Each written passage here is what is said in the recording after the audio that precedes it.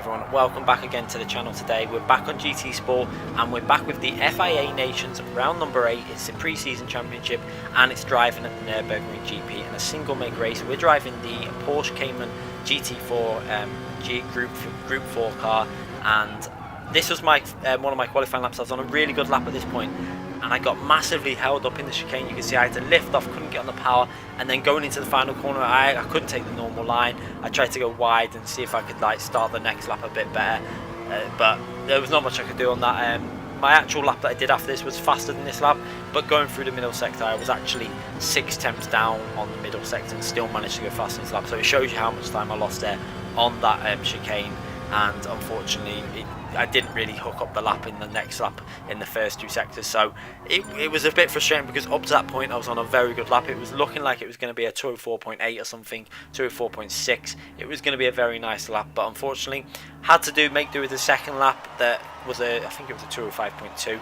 I messed up the first sector totally. I actually skimmed the barrier on one point on the barriers that they put into the second chicane. I skimmed it on the exit there and lost a bit of time, as you can see there. Starting P4, you got to see TRL Org starting P1, VP Patalum I think it is at P2, very fast driver again. Another fast driver in P3 there, Matthias Collin I think it's pronounced, and then myself in P4. So going down the grid there was plenty of other fast drivers in this race. The lobby again was not full of the top racers. It seems that a lot of these drivers just didn't bother with this round. Maybe they just realised that they weren't going to get anywhere near or to the top or whatever it was. They just decided not to race this race, and there was a lot of A-rated drivers in this race again. So unfortunately it wasn't a high scoring race, but it was okay because there were still some very good drivers in this race, and you got like TRL Org. I knew straight away that he was going to be the driver to beat, and I saw that when I joined the lobby and saw him in it, I was really looking forward to this race because this is one of his strongest tracks. He was actually I think ranked number 2 on the top 10 qualifying time trial times, and I had a very quick go and managed a 53, I think it was a 2 minutes 3.8 I think it was, but I didn't spend very long on it. I just jumped on and had a quick go earlier on in the Saturday morning before obviously doing the practicing for the Ferrari race, and then did the Ferrari race, then jumped on quickly, did 5 minutes in the pre-lobby qualifying just to get back used to the track. Didn't really get warmed up very well. The qualifying session helped, the 10 minutes qualifying session helped get me a bit back in the rhythm, but I wasn't as prepared as I'd like, but still I wanted to make a good attempt at pushing all the way in this race. So the lights are about to go out and we're going to go through to the TV replay cameras for the start of this race, so you can see the start straight away there. You can see the lights are about to go out, everyone lining up on the grid. I'm in P4 over on the left hand side. As you look at it on the screen you can see that I get a reasonably good start. I'm going to follow myself now as I tuck in behind P3 there in the orange with the orange wing. Go over to the left, you'll see now straight away I'm going over to the left hand side because I know that it's really wide on the outside line. TRL Org does a very similar thing, and I go round the outside, get on the power really early, and then I've got myself up one position, and then I'm on the inside of P2. I go for the move, I make the move, there's a slight bit of contact but it was 100% fair, and I get myself into P2. A great start from there, from P4 to P2 straight away, and that's what I needed to do. I knew I had good race pace here, so I needed to make sure I made that move stick, and I was really happy with that, straight into the race and into P2. So let's have a little look on board as we make that move. So you can see there I tuck in behind B3, and then I decide straight away I'm going to go down the left. Everyone's going to be taking it really easy on that right hand side, so you can see there going down the outside just like Org. Org did a very similar thing because you're going to then get the best line into this corner. Now you can see I'm on the inside, I stay nice and tight there. There's a little bit of contact there, but you could see I give him plenty of space. I just don't think he realised I was there, and I get myself into P2, and he lost out quite a bit on that then, but I'm really happy with that. I got myself a great start straight away. Now I can start seeing if I can close in on Org. Now let's have a little look from P2's position, as he lost quite a lot of places at the start. There's Org in front of him. I think he made the mistake of trying to stay nice and tight, and he braked really early and tried to just take a tight line. Really, I think he should have accelerated a bit more and used the width of the track.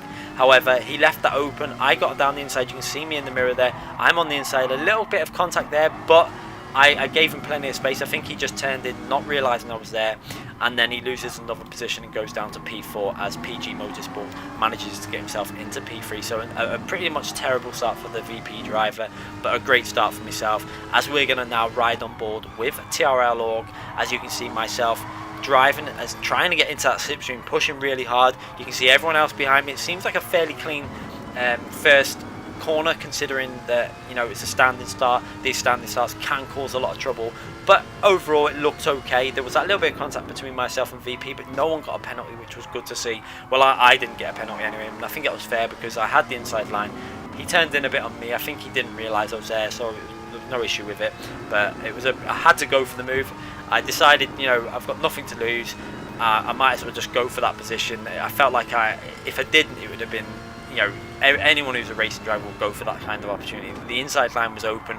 I'd got myself down the inside. I got a great start and put myself into P2 now. As you can see, everyone's now starting to build their rhythm, get used to the track. I was starting to get a bit more used to the track also. The qualifying did definitely help, like I said before, you know, getting used to the corners again. It took me a while. Obviously, when I first jumped on after doing the Brazil race with the Ferrari, the difference in this car compared to that, obviously this has got a lot of grip, a lot of rear grip, similar to the Ferrari. It will go a little bit loose every now and then, as you can see, pushing really hard through the chicane, managing to close up on Org very slightly through the chicane. I did notice that, so we're going to jump on board with myself now with the two other cameras. We've got the camera looking back from Org at myself, and we've got the top right hand corner is the TV replay camera watching the action as it unfolds now. As you can see myself in the slipstream, I've managed to get myself into that slipstream now, and I'm benefiting from that slipstream. And you can see I've actually started to drop PG Motorsport slightly, and I'm starting to put Org under some pressure.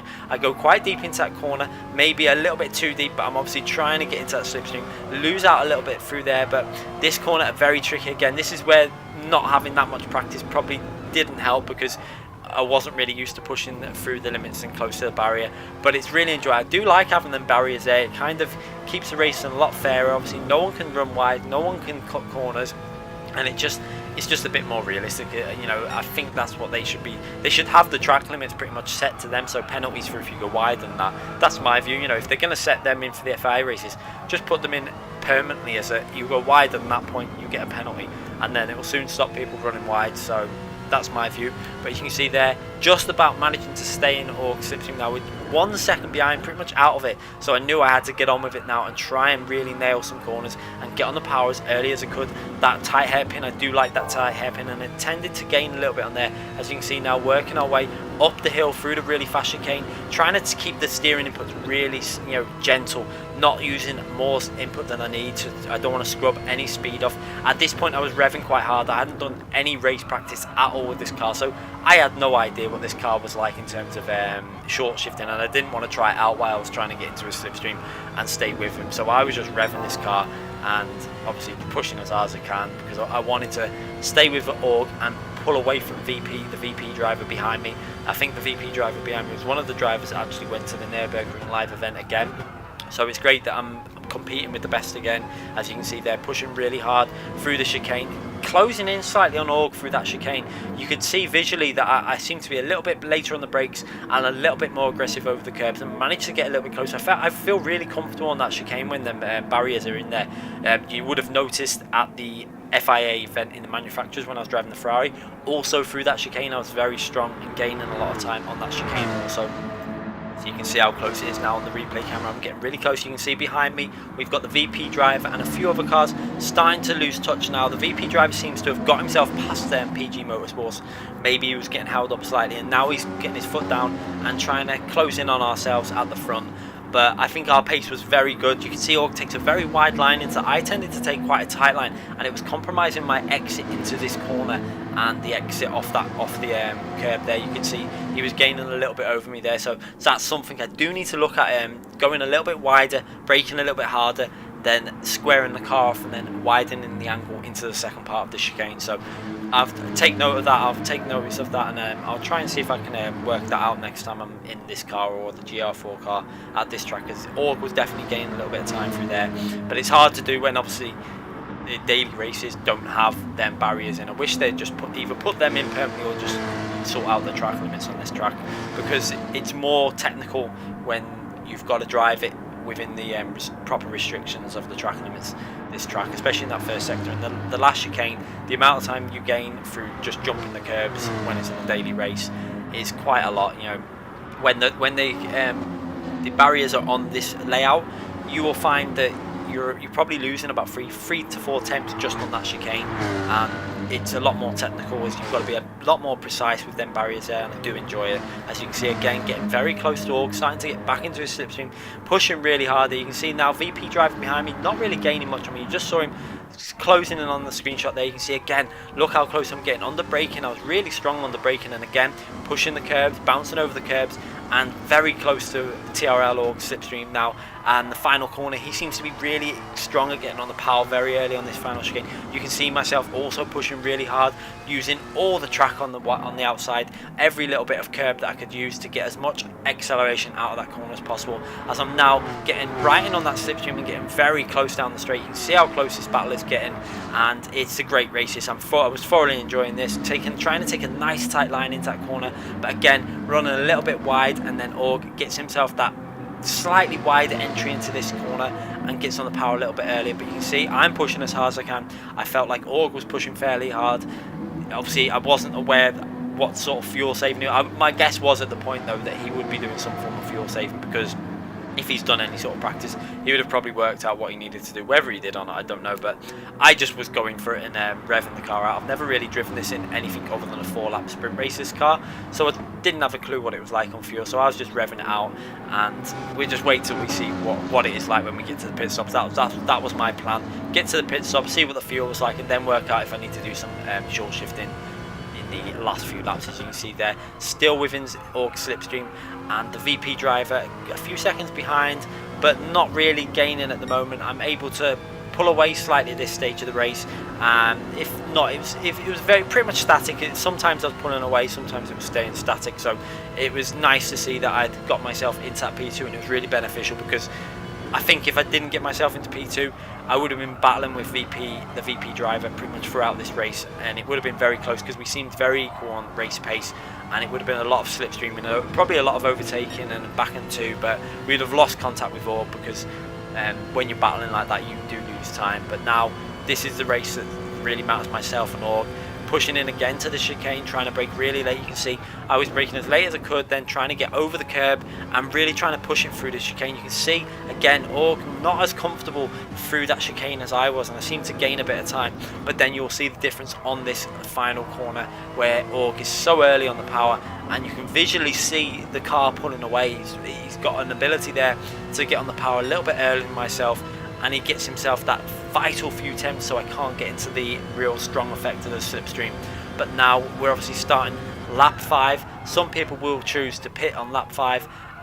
For myself, I didn't really want to do that, because you know, in case you pit, you come out the pits and you've got a lot of back markers in your way, and they can just interfere with your race.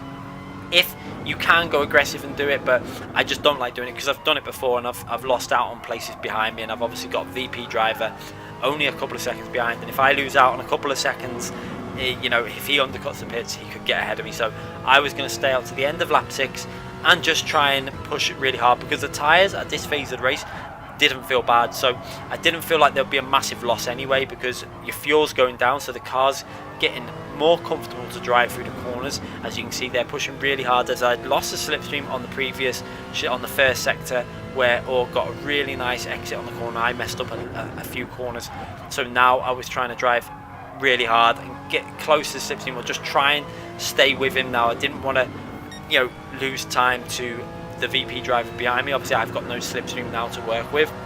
However, it didn't really have a massive effect on me, because when Org wasn't right in front of me, I had a clearer view of the lines, and I was able to maintain my speed anyway. You can see now, not really losing anything after that first mistake, and actually staying pretty much static to Org now, and the VP driver also pretty much static to him. As you can see, he's not really made any gains. If anything, I think it's pretty much the same as what it was a few laps ago now. So for the most part of this lap, it's been fairly equal to Org, apart from that first chicane, where the first sector where I made the errors, and again going into the chicane, I needed to really push through here. So again, trying to go reasonably aggressive, attacking the curbs, getting on the power as early as I can, and you can see again, did it reasonably well, but Org also seemed to nail it that time. He pushed a lot harder on that lap, and he's going through that final corner again. he's not really pulled out from me apart from the fact where I made the mistake. So I was reasonably happy to see that even without the slipstream, the difference wasn't too big.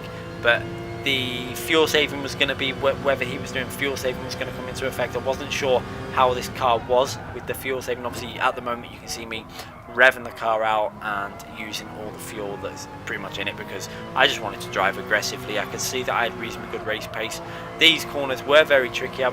What I realised, that I was starting to get a little bit nervous through there. I should have really been upshifting it earlier into third gear, so short shifting it and letting the car just slowly accelerate through the corner, and I would have got less understeer, less rear wheel sliding, and probably more speed out of the corner. So at least I know now, but I learned that obviously at the end of the race, and I think I started getting the corner a little bit better on the last few laps, as you'll see when we get to that stage. As you can see there now, we're on lap 6. I didn't see if anyone really pitted on lap 5. There would have been a couple of drivers maybe a little bit further down, and this is what the issue would have been. If I would have gone in the pits on lap 5, there would have been quite a big train. You know, there were some reasonably fast drivers still around P6, 7, 8, 9, and I didn't want to get caught behind any of them for a lap, because if they were a second a lap slower, it was going to lose me a lot of time. And if the VP driver decided to do any sort of undercut, I'd be in massive trouble. As you can see there now, maintaining that gap to Org again, you can see visually it's not really changed since we made that mistake. It's still around 1.5 to 1.8 seconds in terms of distance, and I'm pushing hard, really quite hard at this point, to make sure I don't lose too much time to TRL Org, as I was guessing he was going to pit on this lap also with myself, with the way we've both been driving reasonably aggressive. So let's have a little look as we go into the pits in a second to see what our fuel levels were at. You can see there now, coming up to the chicane, that I really do like pushing really hard on to see if I can gain any time on Org. You see pushing really hard through there again. He took it a lot easier. You can see visually I gained quite a bit, 1.3 seconds behind him, 1.2 now, so managed to get the gap fairly close again. And then through this right hand corner I pushed fairly aggressively on the pit entry and got it down to 1.1 seconds when we went in the pits. But you can see there Org had done a little bit more saving of the fuel. He'd managed to save about 10% more fuel than myself, so he had obviously been doing a lot of short shifting, and I seen that at this point, and I decided that I was going to need to start doing. You see Matthias Collin, who pitted also, managed to save quite a bit more fuel. So I think I went pretty much to the diamond, a bit short. I actually went slightly shorter to the diamond because I didn't want to get undercut, but luckily, looking back, no one came out of the pits close to me, and I come out of the pits just 1.7 seconds behind TRL Org.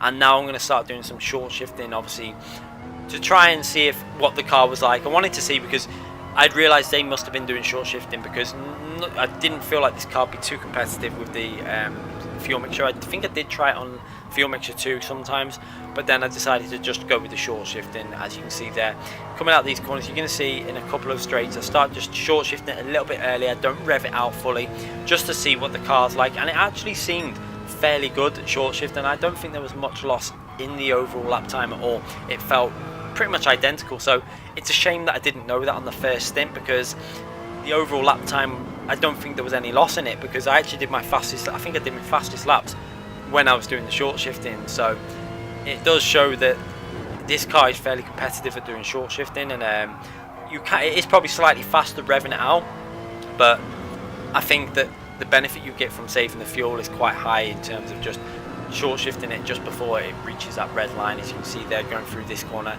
upshifting it there. Normally what I was doing was waiting until it hit about 109 and then going into 4th gear. That time I went into 4th gear at 106 miles per hour. It's only a couple of miles per hour difference, but it's a type of difference that can save you quite a bit of fuel over the race, especially with the fuel where, you know, times 5 or 6 or whatever it was. As you can see there, he's managed to pull out a bit of a gap. I felt like he went really aggressive on these opening few laps. I think what he probably did was put the fuel in, added some fuel over what he needed so he could drive reasonably aggressive on the last stint and try and build that gap up now, as he's really going for it. As you can see now, VP Patalom, I can't even pronounce his name, has pitted there on the end of lap 7. So he's obviously gone for a really long first stint, and then he's going to have really fresh tyres towards the last few laps. I wasn't sure whether we were going to get undercut at this point, because my guess was he must have been doing some fuel saving to be able to go that far. As you can see there now, going down the straight, well, luckily he hasn't come out in front of myself, and I've actually managed to come out. It looks like it's going to be about 2 seconds ahead, 2.2 seconds there. Let's have a little look as it builds up. Yeah, you can see 2.4, 2.5, and I've managed to get that gap reasonably close to what it was before we pitted. Obviously he's gained maybe half a second, but I've got my tyres obviously where I want them now. I'm used to the grip, and I'm able to push really hard. So you can see I've actually got it over 3 seconds gap now. You do notice when you come out of the pits, it takes you just a little bit of time just to get back into the rhythm. You know, a couple of corners to get back in, and luckily for myself, I'm about 2.9 to 3 seconds ahead now.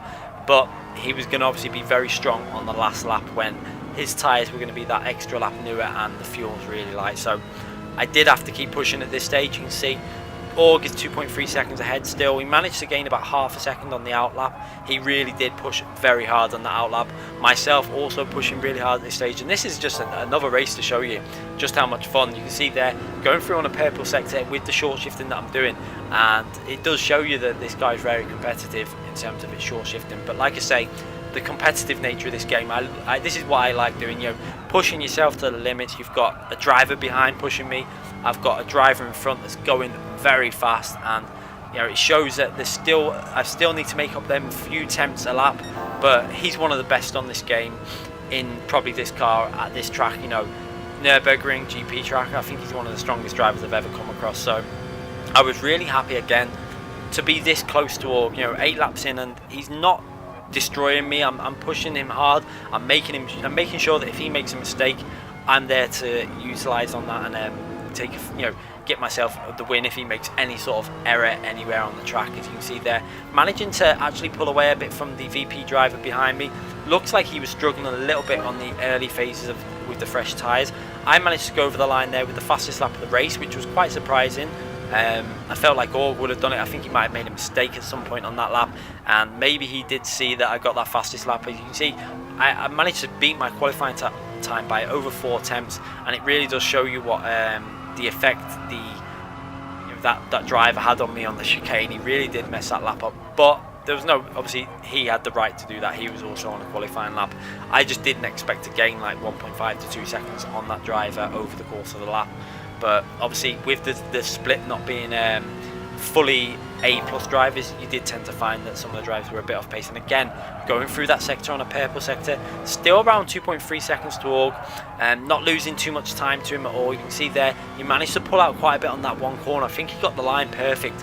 You could see he gained 3 tenths just on that one corner, and that's the corner where if you get it perfect, you can gain a lot of time on your lap, because you swing it out left, then you chuck it in right, and you take a really tight line into the corner, and you can get on the power so early because of the camber on the corner, and you find that you just instantly gain 2 tenths. I found it in the Porsche as well, when you was obviously on a good lap, or in the Ferrari when I did my qualifying lap. If you got that corner right, it really did help the rest of the lap. And again, he seems to have got the hairpin very much sorted, as he's pulled out another 2 tenths on myself just on the exit of that hairpin. So he's really going for it on this lap. I'm obviously trying to push as well. The VP driver isn't really gaining on myself at this point. I'm still doing that short shifting every now and then. My guess is that Org was just going flat out on this lap, pushing the revs to the limit and just going for the fastest lap. I think he must have seen my fastest lap and thought not having that, and he wanted that fastest lap. So he's pushing really hard. You can see I pushed quite hard through the chicane. Only lost about 3-4 tenths to him on this lap. Going through the final corner, this is the corner that he really does seem to gain on me. You can see again on the delta, he's pulled out another 10 to 2 tenths just on that final corner. So he's really getting on the power early there, and I go over the line pretty much matching the time I did before. Didn't really hook the last sector up as well as I would have liked. If I would have hooked it up, I would have probably been on a 204.6 maybe, something like that, and he went over on a 204 late 204.2, so nearly a 204.3. So he gained nearly half a second faster than, well, about half a second faster than the lap I did. I did have a little bit more potential, but I felt like that was the lap that he really did push on and try and build the gap up, as he's got it up to nearly 3 seconds now, 2.8 seconds. But again, the VP driver not really gaining in on me at this point.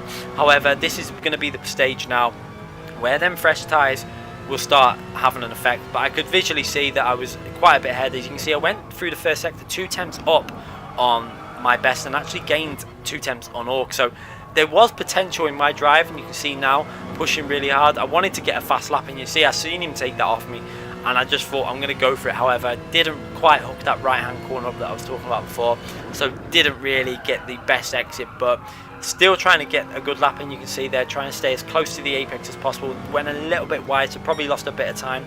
Yeah, you can see I lost nearly about 10th to 2/10 just on them few corners, which is a shame because this lap would have been quite a good lap, but he's still around 2.8 seconds ahead, and the VP driver behind me has started to close in a bit now. He is now 2.8 seconds behind, so he's managed to gain 4/10 on this lap. So he's obviously going aggressive, he's using his tyres up, he's using all the fuel mixture and really going for it now. So as you can see there on the deltas, you can pretty much see that the difference between myself and Org is pretty much identical to the difference between myself and the VP driver. So very close here in the last few laps. Obviously I felt pretty much comfortable that, you know, the VP driver wasn't going to be able to catch myself, and also I pretty much knew that I wasn't going to be able to catch TRL Org. As you can see, I had a little sideways moment going through the chicane and lost about 4 or 5 attempts to the VP driver. As obviously getting sideways in this car, it's not the most powerful car, so when you do go sideways you do tend to lose some time. And I think final corner managed to get a bit back, as you can see there. Org managed to pull the gap to 3.1 seconds and the VP driver behind me down to 2.7, 2.8, and we're into the final lap now. So at this stage I pretty much knew now I've got this P2 sorted. As long as I just keep it on the track, don't make any errors, don't get any penalties, don't make any stupid mistakes. And you can see they're pushing reasonably hard. You can see on that corner there, I really did manage to push the speed through that corner and got it pretty much perfect. That's what I was talking about with the line, and it helps you out all the way through then, and then you find yourself pushing harder all the way through the corner. So let's have a little look as we go over the split time. You can see there I actually went through a 10th up on my previous fastest lap of the race, and obviously the tyres are not in the best condition, so I really did manage to hook that corner up, and again going through that corner did it reasonably okay. However, obviously the VP driver behind me is really pushing now at this stage. You can see 2.3 seconds, 2.4 seconds behind me, but like I say, there was not really a massive worry in my mind. I knew that there was no way he was going to gain 2.4 seconds over the course of a lap if I just keep it clean. You can see I'm maintaining around 2.3, 2.4 seconds, and it's been a really fun race. It might not have been as close as I would have liked in the last 3 or 4 laps, but the start was really good, pushing TRL Org. Obviously he managed to get a little bit out of my slipstream when he did the fuel saving and did a little bit of an undercut on the fuel, and then I was close to getting back in the slipstream when I tried to do the undercut on the fuel myself. But you can see that my pace was still really good. It was actually a lot better than the first stint when I was doing the short shifting. So I think if I would have done that on the first few laps, I would have saved a bit of fuel and pretty much been equal on pace. Obviously with the slipstream as well would have helped out a little bit more, because the short shifting really does benefit with the slipstream as well. As you can see there, going through the final corner for the final time now, 2.3 seconds ahead of the VP driver and just 3.2 seconds behind Org. So a thoroughly enjoyable race, and I feel like I did well. You know, I didn't have much practice for that, and it was really fun. You can see my consistency at the end. Pretty much every lap was within 2/10 of each other on the last 4 laps, so that was great to see. Great consistency, especially with the added barriers in to keep the limits in check. And that's your full final grid there, as you can see there. P2, a reasonable race. Didn't come away with amazing points. I think it was like just short of 1900 points, because there was a fair amount of A-rated drivers, but a thoroughly enjoyable race. I do love driving this track, and I really do like the single make car, you know, races. It makes a difference from obviously the Ferrari at Interlagos, where I was struggling, which I felt was an inferior car. But once I've got a fairly equal car, I feel like it's a lot more fun and I can push a lot harder. And I do like the single make races, especially as Cayman. It's good fun. I really did enjoy that. So hopefully they can have some more of these races going up onto the daily races. It would be fun, especially with the standing starts. I do like them. I know a lot of people were put off by them with, you know, the incidents that can happen, but I do like having the standing start. It gives you an opportunity to make up some places if you're brave and if you're clever and you don't make any stupid moves. So anyway guys, I hope you enjoyed that video. I enjoyed racing in it, and we're going to be back with more GT Sport every single day. Make sure you subscribe to the channel if you haven't already subscribed. Click that notification button so you don't miss any future videos. I do, like I say, I upload every single day on GT Sport, and sometimes in between on Assetto Corsa and Project Cars 2. And I may start doing in the future, when I've got a bit more time, I'm going to be getting back on iRacing as well, so that I can do GT Sport every day, and also get a race maybe on iRacing as well in the future, just to try and add a proper simulation game in there as well. I will definitely be getting back on iRacing at some point to try and mix it up and add, you know, a little bit more endurance racing into my YouTube channel. Anyway, I hope you enjoyed that. Thanks again. Make sure you give this video a like if you did enjoy it, and see you again soon.